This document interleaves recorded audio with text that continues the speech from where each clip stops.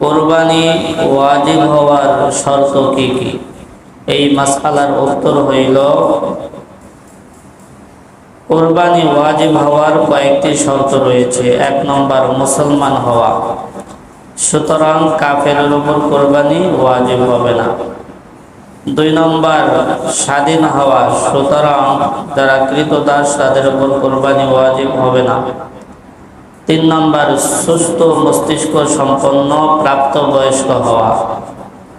সুতরাং নাবালেকের উপর কোরবানি ওয়াজিব হবে না, পাগলের উপরও কোরবানি ওয়াজিব হবে না। এরপর মুকিম হওয়া, অর্থাৎ যারা বাড়িতে বসবাস করে এদেরকে বলা হয় মুকিম। মুকিম হওয়া, সুতরাং মুসাফিরের উপর কোরবানি ওয়াজিব হবে না। সাহেবে নেশাব বলা হওয়া, 7.5 তোলা স্বর্ণ অথবা 52.5 তোলা রূপা বা এই পরিমাণ টাকা পয়সা থাকলে তার উপর কোরবানি ওয়াজিব হবে। এটা যাকাতের নেশাব। তবে যাকাতের ক্ষেত্রে 1 বছর ওইটা তার কাছে মওজুদ থাকতে হয়, বিদ্যমান থাকতে হয়।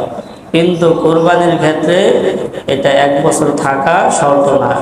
এই 3 দিনের কোনো একদিন যদি আমি এই পরিমাণ সম্পদের মালিক হয়ে যাই, তাহলে আমার উপর কোরবানি ওয়াজিব হয়ে যাবে।